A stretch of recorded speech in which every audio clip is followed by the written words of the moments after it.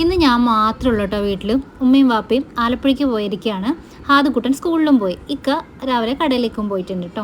അപ്പോൾ ഞാൻ എന്തായാലും ഉച്ചയ്ക്ക് ഇന്നൊന്നും ഉണ്ടാക്കിയില്ല. തലേദിവസം ചപ്പാത്തി ബാക്കി ഉണ്ടായിരുന്നത് കൊണ്ട് മുട്ടയുമായിട്ട് അഡ്ജസ്റ്റ് ചെയ്തു.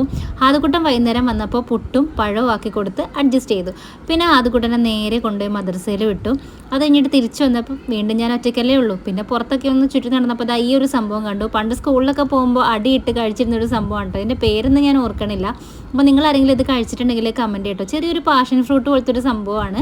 അപ്പോൾ അതും കഴിച്ച് പിന്നെ അങ്ങനെ നിന്നപ്പോഴേക്കും അതുകൂടാണ് തിരിച്ച് വിളിക്കാനുള്ള സമയമായി. തിരിച്ച് വിളിച്ച് വന്നു കഴിഞ്ഞ് കുറച്ച് കഴിഞ്ഞപ്പോൾ തന്നെ ഉമ്മയും വാപ്പയും വന്നിട്ടുണ്ടായിരുന്നു. വന്നപ്പോൾ അവരുടെ കയ്യിൽ നല്ലൊരു പൊതിയിട്ടാ കണ്ടപ്പോൾ തന്നെ ഹാപ്പിയായി. ആക്രാന്തം മൂത്ത് തുറന്നു നോക്കിയപ്പോൾ നല്ല ഉഴുന്നുവടയും ചമ്മന്തിയൊക്കെയാണ്. ലക്ഷ്മി ഹോട്ടലിലാണ് കേട്ടോ.